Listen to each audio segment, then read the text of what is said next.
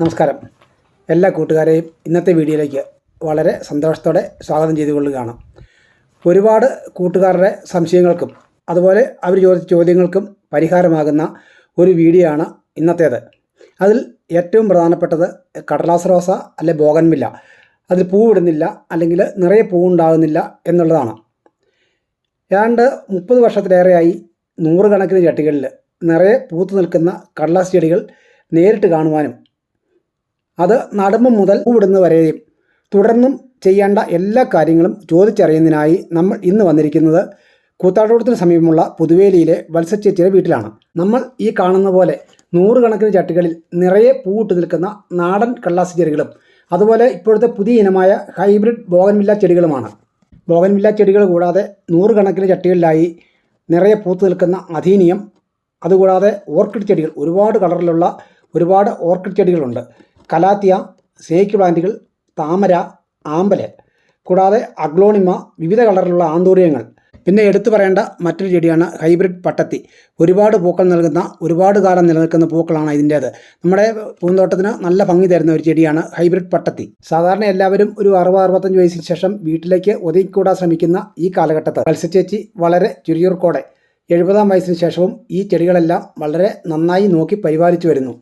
അങ്ങനെയുള്ള ചേച്ചിക്ക് ആദ്യമായി ഫ്ലവേഴ്സിൻ്റെ അഭിവാദനങ്ങൾ അർപ്പിച്ചുകൊണ്ട് ചെടികളുടെ പരിപാലനത്തെപ്പറ്റി എല്ലാ കാര്യങ്ങളും നമുക്ക് ചേച്ചിയോട് ചോദിച്ചറിയാം. ചെടികൾ നടേണ്ട രീതി, തുടർന്ന് അതിന് ചെയ്യേണ്ട വളപ്രയോഗങ്ങൾ തുടങ്ങിയ എല്ലാ കാര്യങ്ങളും നമുക്ക് ചേച്ചിയുടെ വാക്കുകളിലൂടെ തന്നെ കേൾക്കാം. അതിനു മുമ്പായി എൻ്റെ വീഡിയോ ആദ്യമായി കാണുന്നവർ മറക്കാതെ ഒന്ന് സബ്സ്ക്രൈബ് ചെയ്യുക.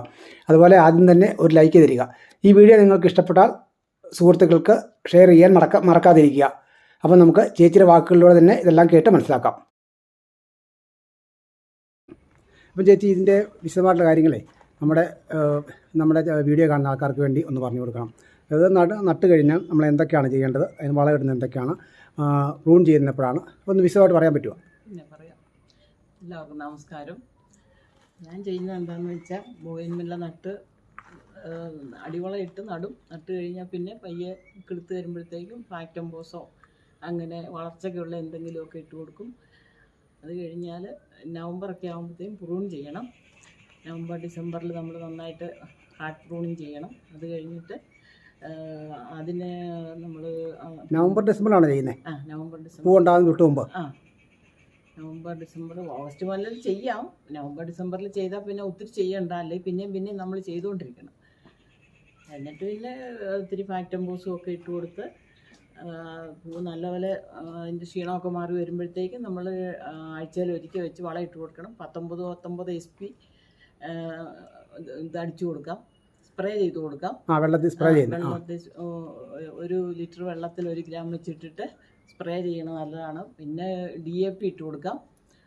ആഴ്ചയിൽ DAP ഇട്ടാൽ പിറ്റേ ആഴ്ച 19 ഇങ്ങനെ മാറി മാറി ഇട്ട് കൊടുക്കാം. DAP ഒരു 8-10 തരി ഇട്ട് കൊടുത്താൽ മതി. DAPയുടെ ലിക്വിഡ് കിട്ടും, അതാണെങ്കിൽ സ്പ്രേ ചെയ്ത് കൊടുത്താൽ മതി. മറ്റേ ഗ്രാന്യൂൾസ് ആണെങ്കിൽ ചൂട്ടിലിട്ട് കൊടുത്താൽ മതി. പിന്നെ 2 നേരം നനയ്ക്കുക.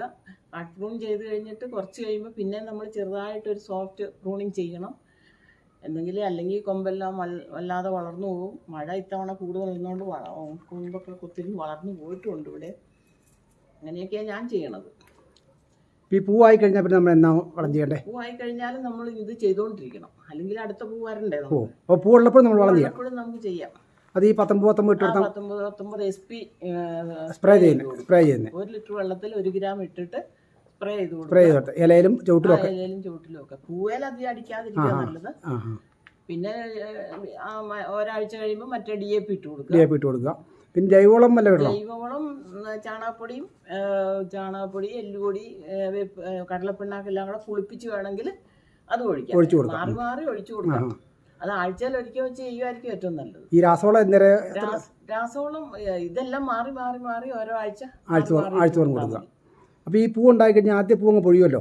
അപ്പോൾ ആ സമയത്ത് നമ്മൾ പ്രൂൺ ചെയ്യണം. അത് മുകളിൽ മാത്രം കട്ട് ചെയ്ത് അതിൻ്റെ തുമ്പറ്റം ഒന്ന് കട്ട് ചെയ്താൽ നല്ലതാണ്. ചെയ്തില്ലേലും പൂത്തോളും. അങ്ങനെ എത്ര പ്രാവശ്യം നമുക്ക് പൂ ഉണ്ടാവും? ഇത് അത് 3 പ്രാവശ്യം 4 പ്രാവശ്യം പൂ ഉണ്ടാവും അല്ലേ? മഴയുടെ അനുസരിച്ചിരിക്കും. തവണ മഴ നിന്നുകൊണ്ട് പൂ ഉണ്ടാകാൻ താമസിച്ചു. ഇനിയിപ്പോൾ ഒരു പൂ കൊഴിഞ്ഞു, ഇപ്പോൾ 2ാമത്തെ ട്രിപ്പ് വരാൻ തുടങ്ങി. തവണ വെയിൽ കൂടുതലായതുകൊണ്ട് പൂവൊക്കെ പെട്ടെന്ന് കൊഴിയണമുണ്ട്. പിന്നെ ഇത് നമ്മൾ എത്ര കാലം കൂടുമ്പോൾ നമ്മൾ ഈ ചട്ടിയിൽ നിന്ന് മാറ്റി വെക്കണം? 2-3 വർഷം കൂടുമ്പോ ഇത് റിപ്പോർട്ട് ചെയ്യാമെങ്കിൽ നന്നായിരിക്കും. ഇത് റിപ്പോർട്ട് ഉഷാറായിട്ട് നിൽക്കും. ഇത് എത്തവണയൊന്നും ചെയ്തിട്ടില്ല. എളുപ്പമല്ലല്ലോ ഇത് മുഴുവൻ ചെയ്യണം. ഇതിപ്പോൾ നമ്മൾ ഇത്രയും ചെടി വെച്ചിട്ടുണ്ട്, എത്ര കാലമായി കാണും ഇത് വെച്ചിട്ട്? ഇതൊരു 30 വർഷം മുതലുണ്ട്. കുറേശ്ശെ ഒരു 8-10 കൊല്ലം ആയുള്ളൂ ഇത്രയായിട്ട്. ഒരു 170 ചട്ടിയുണ്ട്. എന്നില്ല 170. അല്ലാതെ ചില ആൾക്കാർ രഹസ്യ വളങ്ങളൊന്നും ഇല്ല ഇതിന്. ഇല്ല ഇത്ര ഈ വളങ്ങളൊക്കെ വേറെ രഹസ്യവളം. അല്ല ചില പറയും, ചില വീഡിയോ കാണാം, ഞങ്ങൾ കൊടുക്കുന്ന നഴ്സറിക്കാർ രഹസ്യവളം കൊടുക്കും. അത് ഈ DAP-യുടെ കാര്യമായി പറഞ്ഞു. DAP അതാണ് ഈ രഹസ്യവളം എന്ന് പറയുന്നത്. രഹസ്യവളം എന്ന് പറഞ്ഞാൽ DAP ലിക്വിഡും ഉണ്ട്, ഗ്രാനുവൽസും ഉണ്ട്. അതിട്ട് കൊടുത്താൽ നല്ലതാന്ന് പറയണു. ഇടാറുണ്ട്. അതിലും നല്ലത് ഈ 19 SP. 19 മാത്രം പോരാ, SP കൂടിയൊരു വളം. SP എന്ന് അത് പറഞ്ഞേക്കണേ, ASP അങ്ങനെ പറഞ്ഞാൽ മതി. വളക്കടയിൽ ചെന്ന് അതിന് നല്ല വിലയാണ്. 175 രൂപ ഏതാണ്ട് ഒരു കിലോയ്ക്ക്. അപ്പോൾ 1 ഗ്രാം 1 ലിറ്ററിന് ഇട്ടാൽ മതി. അത് നമ്മൾ 15 ദിവസം കൊണ്ട് പഠിച്ചു കൊടുക്കണം. 15 ദിവസം കൂടും. അതിനിടയ്ക്ക് DAP ഇട്ട് കൊടുക്കണം, ഇടയ്ക്ക് ചാണകം കലക്കി ഒഴിച്ചു കൊടുക്കണം. അങ്ങനെ മാറി നമ്മൾ ഒരെണ്ണം തന്നെ ഇടണ്ട. ജൈവവളം ഇട്ട് കൊടുക്കുക, ജൈവവളം വേണം ഇട്ട് കൊടുക്കുക. അതിന് ശേഷം ഇത് അടിച്ചു കൊടുക്കുക. ഇത്ര ചെയ്താൽ തന്നെ നമുക്ക് പൂവുണ്ടാവും. പിന്നെ 2 നേരം നനയ്ക്കുമ്പോൾ നമ്മൾ ഒത്തിരി വെള്ളം പുറത്തേക്ക് പോകാൻ പരുവത്തിന് നനയ്ക്കണ്ട. ചട്ടിക്ക് അകത്ത് കൊള്ളാൻ മാത്രം നനച്ചാൽ മതി. വളം പോകുമല്ലോ ഒത്തിരി. വേനൽക്കാലത്ത് നല്ല വേനൽക്കാലത്ത് നനയ്ക്കുക. വേനൽക്കാലത്ത് മഴയത്ത് നനയ്ക്കണ്ട. അല്ലാത്ത സമയത്തൊക്കെ നമ്മൾ നനച്ചു കൊടുക്കണം. മഴയത്തിരുന്ന കുഴപ്പമൊന്നുമില്ല. മഴയത്ത് ഹൈബ്രിഡൊക്കെ അതല്ല, പൂവില്ലാത്ത സമയത്ത്, മഴ ഇല്ലാത്ത സമയത്ത് ഹൈബ്രിഡിന്റെ ഇലയൊക്കെ പോകും. പക്ഷെ നമുക്ക് ഇത് മുഴുവൻ എടുത്തു വെക്കാൻ സൗകര്യങ്ങളില്ലല്ലോ. എടുത്തു വെക്കാൻ പറ്റൂല. നാടൻ അത്രയും കുഴപ്പമില്ല. മറ്റേ ഹൈബ്രിഡിന്റെ ഇലയൊക്കെ പോകും. വലിയ കുഴപ്പമില്ല കേട്ടോ. എനിക്ക് അങ്ങനെ ചീഞ്ഞൊന്നും പോയിട്ടില്ല. അപ്പോൾ അത്ര ഇതിനെ നോക്കിക്കഴിഞ്ഞാൽ നമുക്ക് ഇഷ്ടംപോലെ പൂവുണ്ടാവും. അതെ, നമുക്ക് ഉണ്ടാവും. അപ്പോൾ ശരി, ഇത്രയും പറഞ്ഞതിന് വളരെ നന്ദി. എൻ്റെ പേര് ചില്ലി റെഡ്. ഇത് ഹൈബ്രിഡ് ആണോ? അതെ, ഇതെല്ലാം ഹൈബ്രിഡ്. അതെ അല്ലേ? അതെ, 1000 അല്ല. ബാക്കി ഇതെല്ലാം അത് അങ്ങേയറ്റത്തെ അല്ല, വയലറ്റ്. ബാക്കി എല്ലാം ഹൈബ്രിഡ്. ഇത് ഫയറോപ്പാൽ എന്ന് പറയും. ഇതേ ഫയറോപ്പാൽ. ഇതെല്ലാം ചില്ലി റെഡ്. ഇത് മിസ് വേൾഡ്. ഇത് ഹൈബ്രിഡാണ്. ഇത് റൂബി റെഡ്. ഇതൊക്കെ പൊഴിയാൻ തുടങ്ങി അല്ലേ? ഇതും ഫയറോപ്പല്ല. ഇതൊരു പുതിയ വെറൈറ്റിയാണ്. പിന്നെ മറ്റൊരു സന്തോഷ വാർത്തയുള്ളത്, ഇവിടെ വെച്ചിരിക്കുന്ന എല്ലാ ബോഗൻവില്ല ചെടികളും ആവശ്യമുള്ളവർക്ക് നേരിട്ട് വന്ന് വാങ്ങാവുന്നതാണ്. 500 രൂപ മുതൽ 1500 രൂപ വരെയാണ് ഇതിൻ്റെ വില. ചട്ടി ഉൾപ്പെടെ നിങ്ങൾക്ക് ഇഷ്ടമുള്ളത് തിരഞ്ഞെടുത്ത് ഇവിടുന്ന് കൊണ്ടുപോകാവുന്നതാണ്. വേണ്ടവർ നേരിട്ട് വത്സ ചേച്ചിയുമായിട്ട് ബന്ധപ്പെടുക.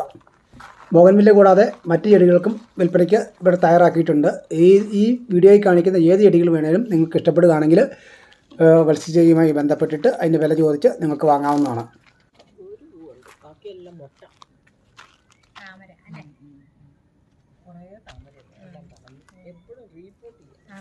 ഈ താമര ഇങ്ങനെ പൂവത്തെ കാണാൻ എത്ര നാൾ വേണം?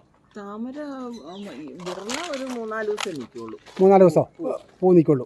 ഇങ്ങനെ നമ്മൾ വളമൊക്കെ ഇട്ട് കൊടുക്കാമെങ്കിൽ ഇപ്പം നിറച്ച് മുട്ട കണ്ടോ, ഇഷ്ടം പോലെ മുട്ടല്ലേ. അപ്പോൾ 2-3 കളറേ എൻ്റെ കയ്യിലുള്ളൂ. ഞാൻ ബാക്കിയെല്ലാം കളഞ്ഞു. ഇത് പൂ കഴിയുമ്പോൾ ഇതിന് വളം വല്ല ഇടണോ?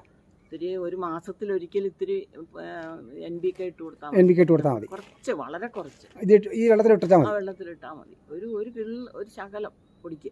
കൂടുതലായാൽ കൊള്ളൂല. അതൊരു മാസത്തിലൊരിക്കൽ ചെയ്താൽ മതി. ഒരു മാസം ഒരു ദിവസം കുറച്ചിട്ട് കൊടുത്താൽ മതി. നമ്മൾ ക്ഷീണം വരുവാണെങ്കിൽ ഇത്തിരി ചാണകവും എല്ലുപൊടിയും കൂടെ കിഴി കെട്ടി അതിനടിയിൽ ഇട്ട് കൊടുത്താൽ മതി. ചാണകവും എല്ലുപൊടിയും കിഴി കെട്ടിയിട്ടാൽ മതി. ഇത് പൂ വിടർന്ന് കണ്ടിട്ടുണ്ടോ? ഇല്ല, വിടർന്ന് ഞാൻ കണ്ടിട്ടുണ്ട്. ഉണ്ടല്ലേ? നല്ല ഭംഗി. നമ്മുടെ ലില്ലി വർഗത്താണോ? അല്ലല്ലേ? ഇത് വിടർന്ന ഒരു 3-4 മാസം നിൽക്കും അല്ലേ? നല്ല ഭംഗിയാ പൂ കാണാൻ. ഇത് മേടിച്ചോ കൊണ്ട് വെച്ചാണോ? ഇല്ല, എൻ്റെ ഒരു ഫ്രണ്ട് പറഞ്ഞു. ഒരു കാര്യം പ്രത്യേകം ഓർക്കുക, ഓൺലൈൻ സെയിലില്ല. എല്ലാവർക്കും വേണ്ടവർക്ക് നേരിട്ട് വന്നാൽ മാത്രമേ വാങ്ങാൻ പറ്റുകയുള്ളൂ.